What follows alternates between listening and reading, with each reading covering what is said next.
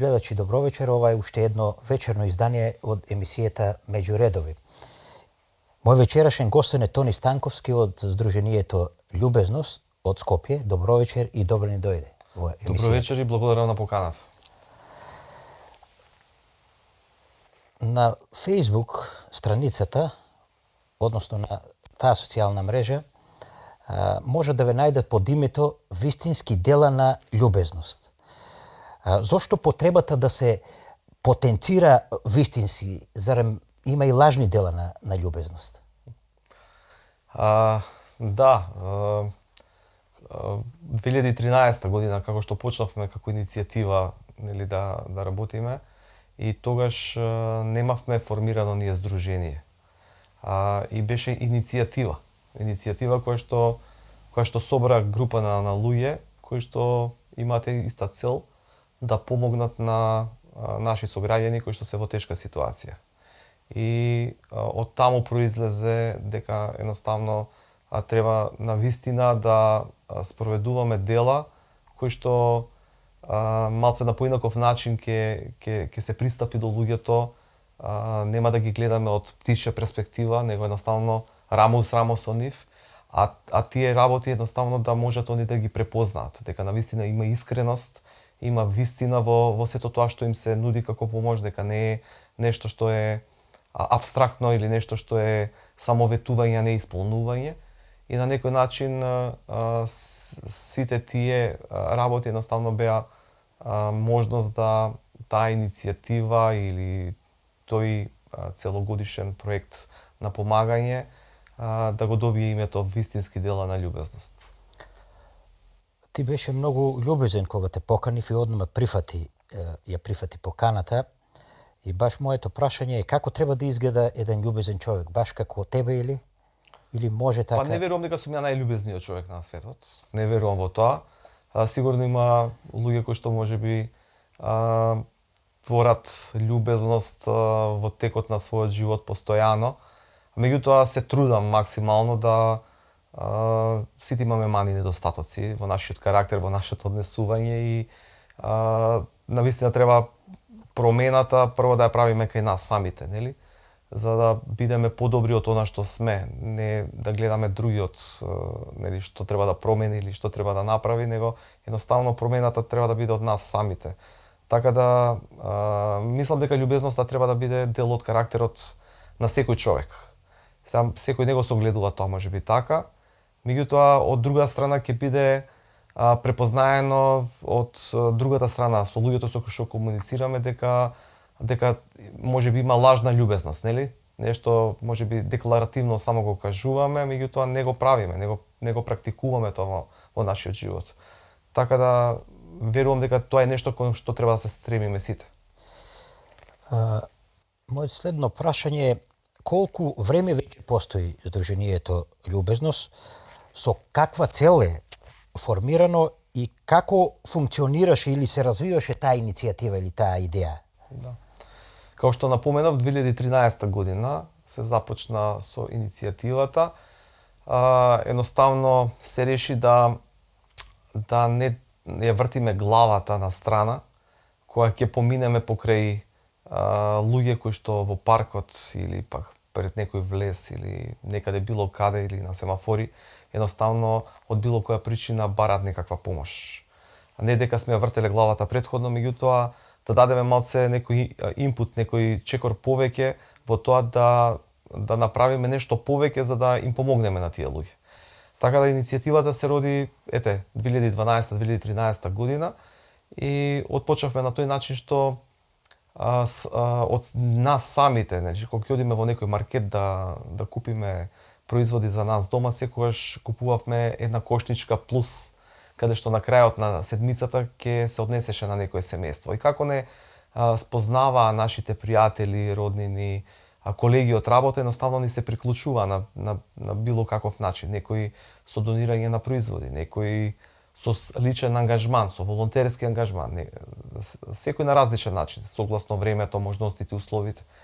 И на тој начин растеше приказната во однос на луѓе кои што сакаат да дадат свој личен придонес во во помагањето на луѓето. Така растеше иницијативата и во однос на активностите што ги преземавме од 2013 година. Почнавме со тој седмичен оброк, каде што на почетокот покривавме 70 на луѓе, на кои што искрено мачкавме сендвичи, ајвар, еден сендвич друг со мармалад, со чај, и им се даваше на луѓето. Меѓутоа, веќе 2015 година увидовме потребата дека треба да се оформи здружение, да се формализира оваа цела работа, каде што ќе се насочи во тој правец, во помагање на бездомници и на социјално загрозени семејства. И веќе на средината или април месец 2015 година ни се приклучија група на млади луѓе, познати во јавноста како Ретфитни оброк, кои што претходно споделуваа помеѓу себе сликички рецепти за храна, за разни работи кои што се поврзани со исхраната. Едноставно одлучија да не контактира и одлучија да бидат дел од се тоа. Рекоа, сакаме ние да почнеме да готвиме за вас, да почнат овие луѓе да добиваат зготвена храна. И од тогаш наваму, значи секој петок се готви храна, која што после во сабота се дели на бездомниците во центарот на градот. И така да таа иницијатива започна со седмичниот оброк и се модифицираше 2015 година. Бројот на луѓе на кои што им помагавме веќе од 70 порасна на 170 до 230 и таа е некоја бројка константна која што до ден денешен се дели, без разлика дали се работи за нова година, дали се годишни одмори, дали е плюс 50, минус 20 степени надвор. Бездомниците знаат дека сабота им е ден најомилен во неделата затоа што добиваат зготвена храна. Колку луѓе допринесуваат во оваа работа? Се знае ли бројот волонтери, оние кои што се активни секоја ден или вработени во тоа здружение? Во однос на седмичниот оброк, во однос на таа активност, можам да кажам груба бројка дека може да се движи од 10 до 20 луѓе, кои што на најразличен начин во текот на работната седмица, значи од понеделник до петок, даваат свој придонес за да може да се реализира таа активност. Значи да се заврши во петок и во сабота само се поделува храната. Додека ако зборуваме за сите останати активности на здруженијето, тогаш бројката е многу поголема. Еве како еден пример, поплавата што беше во Скопје, се сеќавате, 2016 година, секој ден имавме собирен пункт пред Вероцентар, каде што постојано беа присутни 50 луѓе, значи 50 волонтери. Меѓутоа, преку нашата организација, преку нашиот пункт таму, 230 луѓе земаа учество со свој ангажман. Едноставно дојдоа после работа, после училиште, секој ден доаѓа и не прашува каде треба да одиме да помогнеме на некој семејство што е од поплавениот регион. Едноставно 230 луѓе на некој начин поминаа во процесот како волонтери на некој начин во помагањето на луѓето. Чудна работа, некогаш не сме ни свесни колку луѓето сакаат да помогнат и да учествуваат во вакви акции и во вакви здруженија. На почетокот од иницијативата и после со формализирањето, некаде имав кажано дека тешко беше да се дојде до луѓе кои што да се зголеми бројот, нели, да се до луѓе кои што сакаат да донираат, меѓутоа и до луѓе на кои што им е потребна помош. И меѓутоа понатаму едноставно тоа се разви. Во една изјава кажав дека во однос на донирањето и помагањето, пошто прашањето беше во тој правец, во една изјава кажав, викам, на почетокот мислев дека сме многу себични, скржави како народ, како нација. Меѓутоа со текот на времето увидов дека сум во заблуда. Затоа што на вистина голем број на луѓе едноставно сакаат да дадат дел од себе и да бидат дел или од оваа иницијатива, или од овие активности, или пак едноставно да помогнат некого сами индивидуално. Убаво кажано. Со какви се, кажете ми, хуманитарни акции, еве покрај се тоа што го кажавте, се занимава здруженијето Љубезност? Какви се активности се случуваат?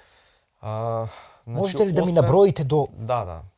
Значи, освен хуманитарната активност, нели, хуманитарната помош што им се дава на луѓето во храна, хигиенски средства, облека, обувки, покуќнина, електрични апарати, значи освен хуманитарната помош, паралелно имаме активности каде што се во правец на помагање на луѓето да застанат на свој нозе. Значи да не ги навикнуваме постојано цел живот да бидат на хуманитарна помош, него едноставно да овозможиме услови, можности да направат промена во својот живот, да застанат на свој нозе и едноставно да продолжат сами да функционираат и да придонесуваат за себе и за своите семејства.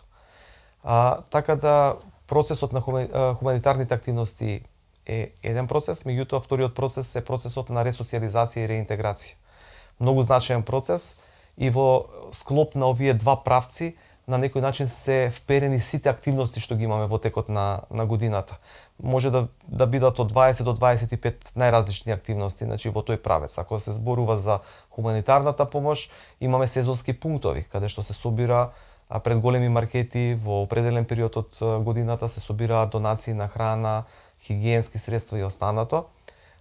Исто така пред зимата на топла облека, на кебиња, на постелнина, на зимски обувки, се со цел да можеме да ги покриеме потребите на бездомниците во зимскиот период.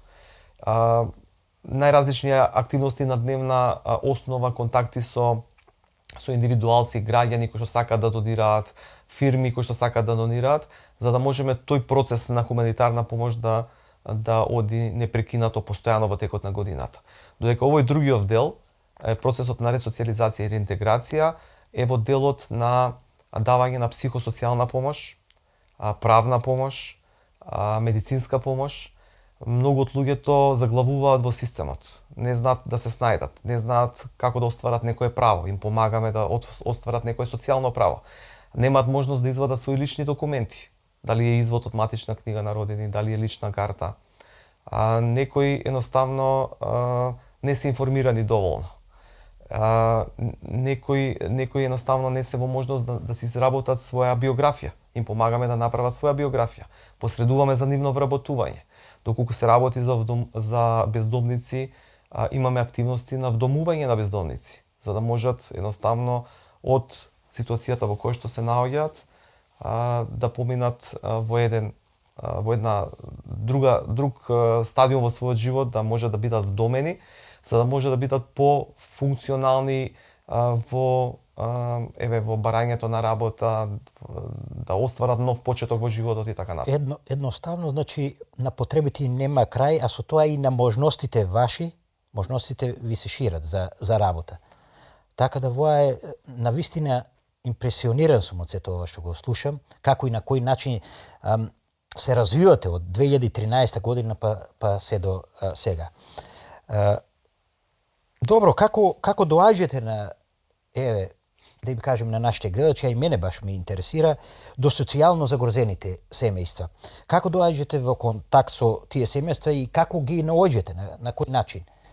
На почетокот бездомниците ги наоѓавме во градот, а исто така и во контакт со Црвениот крст 2012-2013 година, кој што имаше еден ден во седмицата каде што ги собираше на определен пункт и им даваше храна да се стушираат и да им дадат облека. Едноставно тоа беше првиот контакт, тие 50 до 70 луѓе со кои што почнавме да работиме.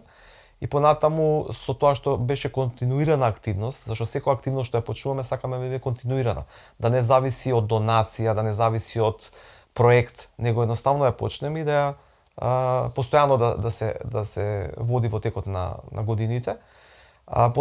Понатаму бројот се зголемуваше така што едни со други се информираа во текот на седмицата и бројот растеше, нели, секоја седмица. Прашањето ми е дали треба да информирате некоја институција за тоа што го работите?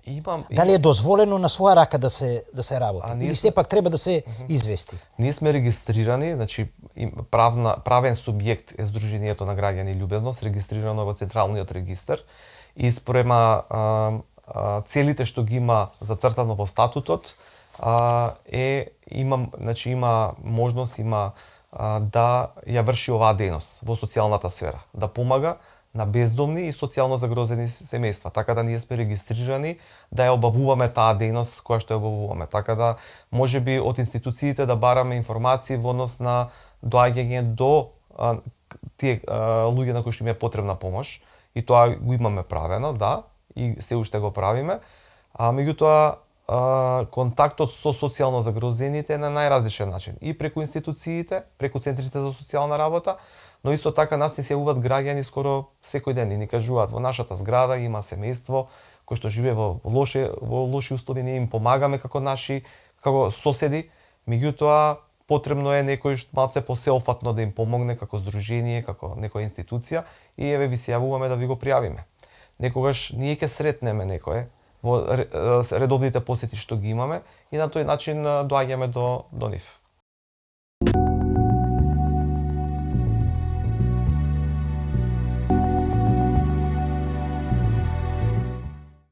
Добро, ова што го работите, верувам дека одзема многу време од една страна и енергија. И претпоставувам и голема жртва што се прави за тоа, ако така можам да кажам. Многу случувања во текот на денот. Ви паѓа ли некојаш така тешко и од време на време да кажеш па доста е веќе, не можам веќе да издржам? Во текот на развојот... Што те води во сета ова работа? А верувам дека е тешко, не е лесно. Така е.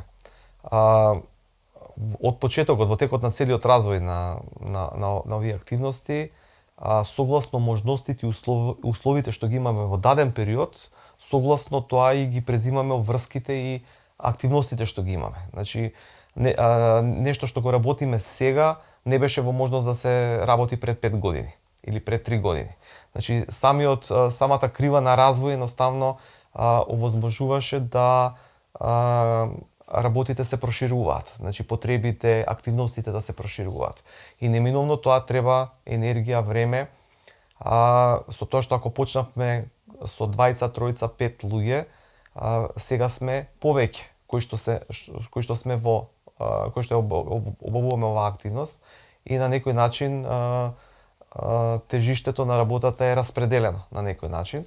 Меѓутоа, сепак, поради самата тежина на активноста, на проблемот, на проблематиката, неминовно е дека некогаш има ситуации каде што мора да се реагира и после работното време, после тие 8 часа, некогаш можеби и навечер да се случи, меѓутоа тоа се инцидентни случаи кои што едноставно поради самата проблематика изискува да се реагира одма. Каде го гледаш твоето задоволство во сето ова? Или кој е финалниот производ кој што го очекуваш од сето ова што го работиш ти и здруженијето? Крајниот ефект е промена во нечи живот. Сеопфатна промена во нечи живот. Ние сме тука да дадеме поддршка во тој процес.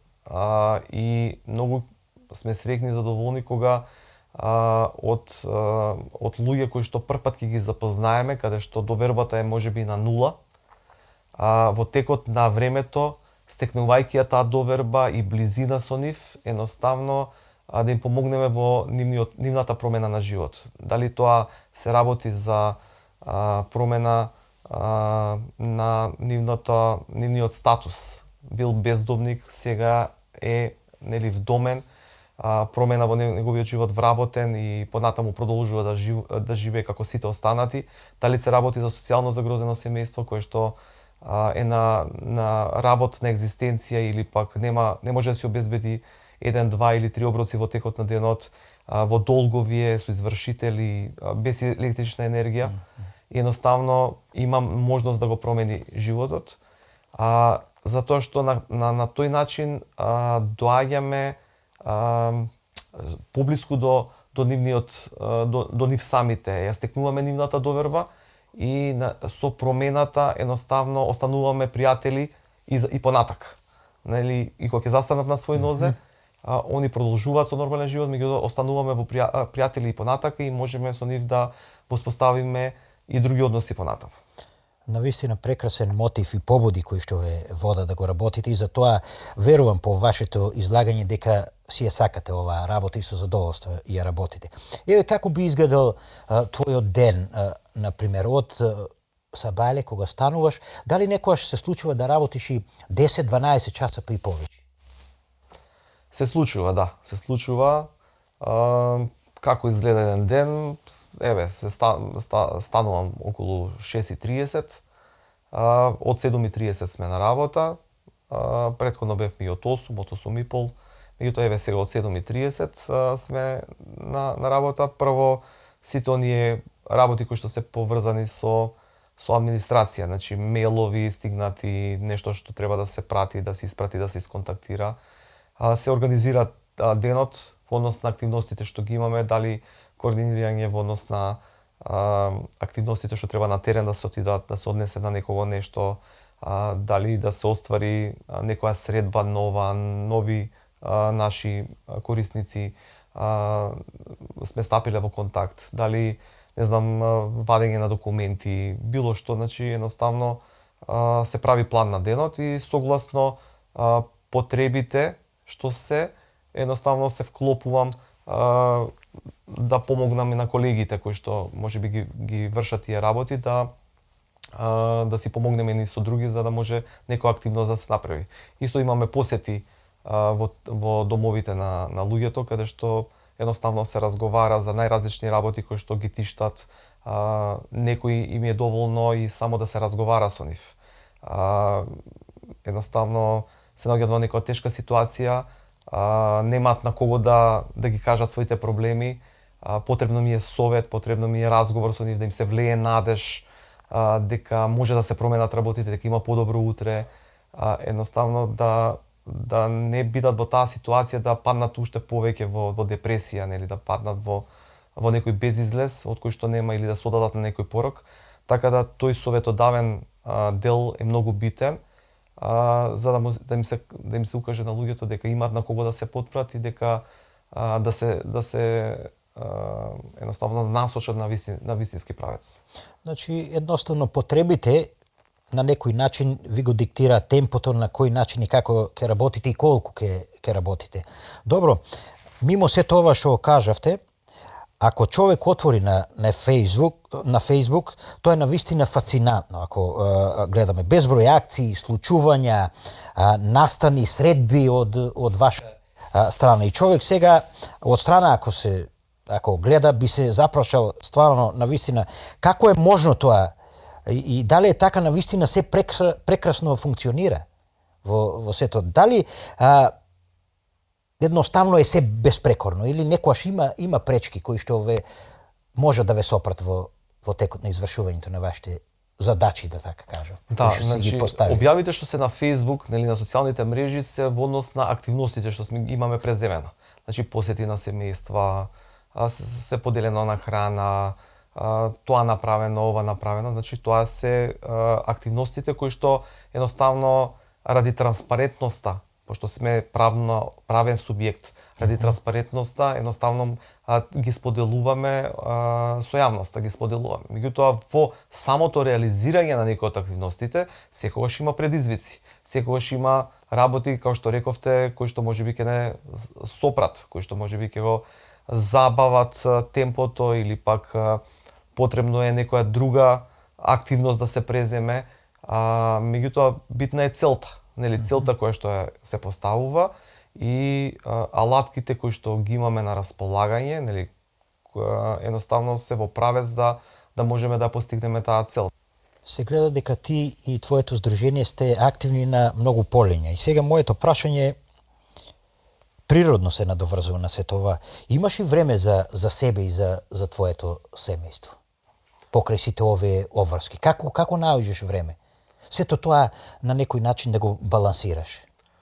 Да, во претходниот период, во претходните години изискуваше многу повеќе. Посебно кога се почнува нешто и кога се турка, нели, за да се успее, секој почеток, како секој друг почеток е тежок во секој случај и изискуваше да некогаш и во неделите едноставно да треба да се работи, едноставно активностите да се спроведуваат, да биде малку времето што е во текот на работната седмица. Меѓутоа со текот на времето како беше развојот нели на активностите и на луѓето кои што сака да дадат свој придонес, на некој начин пробав и нели да едноставно го намалам тоа време, да нема потреба да се работи во другите денови, така да во периодот од понеделник до петок да може да се ускладат сите активности и да се повеќе и повеќе се намалува времето со тоа што едноставно да не трпи и работата и активностите. Времето е тоа, 24 часа, но сепак и ќе те научи и работата да убаво менаџираш со времето и да пристигнеш на сите страни. Добро. Еве јас сакам да донирам. Ми се јави желба. Сигурно и нашите гледачи, гледајќи оваа емисија, па каде, односно што се можам да донирам? И на некој начин каде се можеме да ве најдеме вас како здружение? Да, значи Facebook страната, односно Facebook профилот, како што напоменавте на почетокот, е доста познат, вистински дела на љубезност. Таму има и податоци за телефони за контакт, на кои што може да не контактираат, мејл адреса, и секој еден кој што сака да даде свој придонес на најразличен начин може да се вклучи, да биде дел од активностите. Дали со донација на храна, дали со хигиена, дали со останати работи кои што ги имаме детектирано како потреба и на свој начин едноставно да придонесе во активностите. Гледам многу заеднички проекти, настани, соработки со други здруженија, институции. Како, на кој начин и зошто е таа соработка? Каде ја наоѓате она заедничкиот именител со тие здруженија, институции, групи и така натаму? Да, има повеќе организации во Македонија, не го знам точно бројот колкав е, голем број на организации. Збориме за граѓански организации, не владини. Ајде овака конкретно. Еве на пример, во што се состои соработката со Кавадаречкото друштво или здружение Донирај компјутери? Така. Со Кавадаречкото здружение Донирај компјутер, односно со Борче, кој што добро го знаеме сите од цела држава, едноставно се роди идејата да оние крајни корисници кои што ние ги обслужуваме, кои што им помагаме, посебно тоа дојде до израз на почетокот на пандемијата, каде што мора учениците нели да останат дома и да следат наставата онлайн, се јави потребата голема од компјутерска опрема. И на тој начин се поврзавме едни со други и се тоа што беше на располагање на Квадречкото друштво, Борче едноставно ни го праќаше и ние го доставувавме до нашите крајни корисници, семејства во кои што има деца, нели, кои што им е потребна компјутерска опрема. Исто така, оние контакти ние што ги имаме со фирми, со индивидуалци кои што имаат компјутери да донираат, ние ги праќавме во Кавадарци за да може да бидат реинсталирани, да може да бидат соодветно програмирани и повторно нели да може да ги донираме на нашите крајни корисници. Како ги пречекавте гостите од Амстердам? Па како што се знае у нашава држава да се пречека, по кој што сме добро познати, со Амстердам, значи имаме соработка со здружение кое што во претходен период имаше наши колеги кои што дојдат тука да се запознаат со приликите, со она што го работиме со бездомниците, зашто и они се во истата сфера во Амстердам работат, на некој начин размена на искуства, размена на идеи, на проекти, се со цел да бидеме сите подобри во работата која што работиме. Луѓето им помагате? Дали имате таква цел кога ќе им помогнете на тие луѓе да ги направите луѓе кои што ќе помагаат после они? Имаме такви случаи. Тоа ни е и цел, мислам една од целите на некој начин. Меѓутоа, знаете, сите сме луѓе со различни карактери и со различно гледање на работите. Сите поминуваме тешки периоди во животот. Меѓутоа, кога ќе дојде добриот период, убавиот период, дали забораваме на тоа што претходно се случило или пак тоа ни е нешто што ни е репер за понатака дека сега ние можеме да помогнеме на некој друг. Сето тоа е поврзано со карактерот на луѓето. Еве еден пример, можеби малце поразличен од ова што ме прашавте. Во текот на пандемијата, во пред да се почне пандемијата, имаме индивидуални луѓе кои што даваат свој придонес, нели, донираат храна, останати работи. Имавме еден таков пример каде што работеше во една многу да кажеме солидна фирма, IT компанија, и едноставно донираше постојано и дали и тој и неговите колеги. Меѓутоа со почетокот на пандемијата остана без работа, не знам, повеќе месеци. И дојде во ситуација после 3, 4, 5 месеци едноставно да ни се јави да ни каже: слушајте, мене ми е срам, меѓутоа многу ми е срам, еве се мислам толку време, меѓутоа јас дојдов во таква ситуација каде што не можам утре да купам парче лепче. Затоа што и моите болни родители се на мој терет, јас останав без работа, меѓутоа ради тоа што претходно го правев и едноставно ми беше тешко да ви се јавам. Се разбира, не излеговме во пресрет, му помогнавме месец-два, после тие месеци он повторно се вработи, повторно се врати на своето работно место и повторно почна да донира многу повеќе од претходно. Така да, можеби лошите периоди во минатото не значи дека може да ни се случат на секој од нас и во текот на времето што престои. Меѓутоа, битно е дали на тоа ќе го заборавиме брзо, нели? И дали ќе влеземе со емпатија кога ќе видиме дека на некој друг му се случува такво нешто или не. Навистина интересни и прекрасни, да така кажам, искуства. Добро. Јас не сум тој кој што фрла многу храна, но некојаш се случува, некојаш. Па еве да те запрашам, дали имате таква идеја или дали работите на тоа, еве, лично и да ме поучите и мене, а и гледачите кои што гледаат на кој начин и како ако ни остане храна, како и на кој начин да дојде онаму каде што треба, до оној на кого што навистина му е потребно.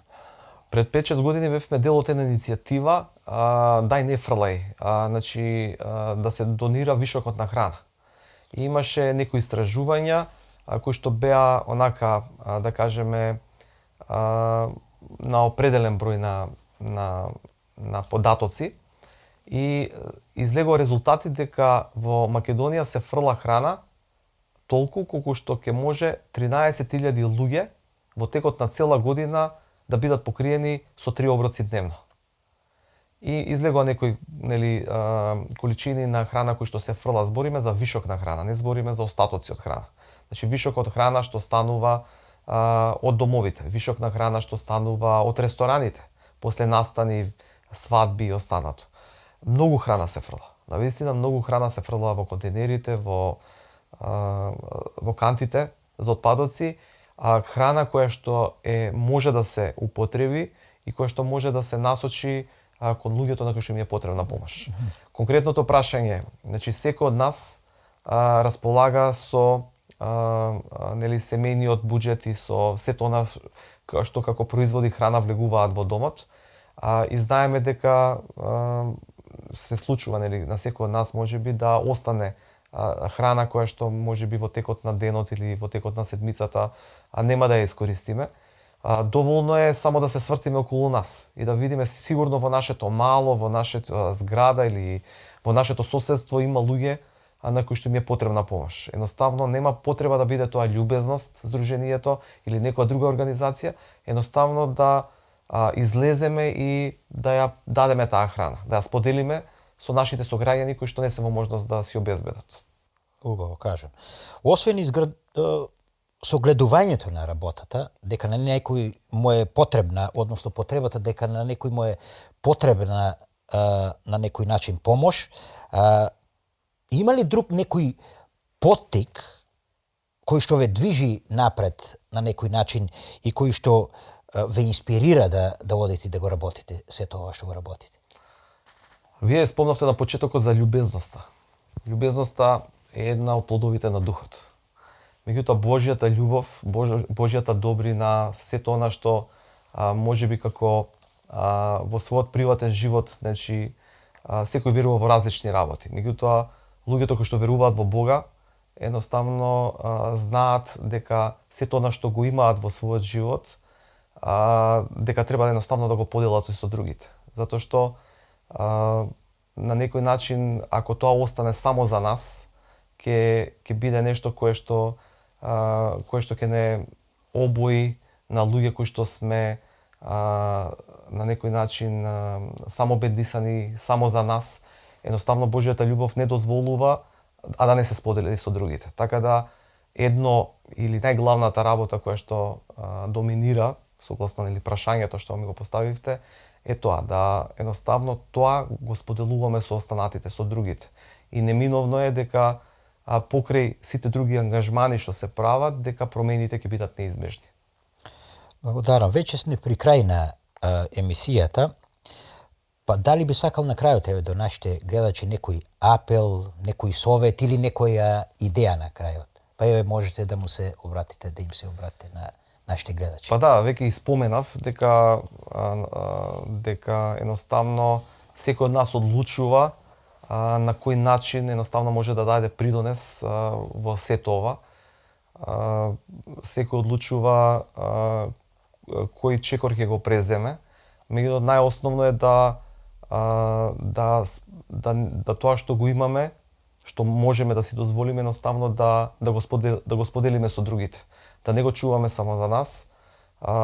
Не мора тоа да биде, пак ќе речам, организација, нема потреба да биде, не мора да биде нели Сдруженијето љубезност.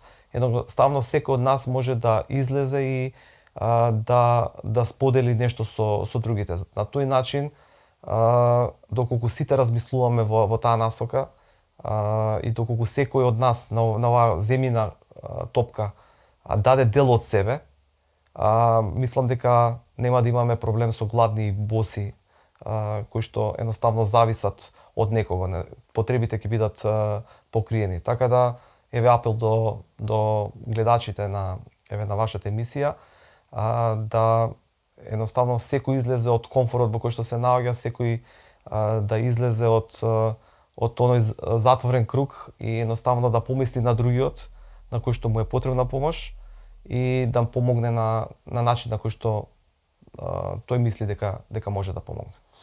Добро, сакам да се заблагодарам на разговорот кој што го водевме вечерва, а и да заблагодарам и на тебе и на вашето здружение за сето она што го работите и за помагањето на луѓето и да ви посакам успех понатаму и што помалку работа.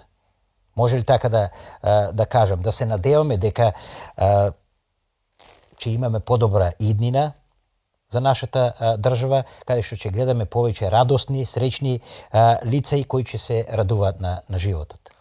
Јас искрено се надевам дека во следниот период дека и ситуацијата ќе се подобрува, меѓутоа од тоа ќе зависи, нели, од тоа ќе зависи дали ќе имаме работа или нема да имаме работа. Меѓутоа да тежнееме кон тоа и едноставно надежта останува.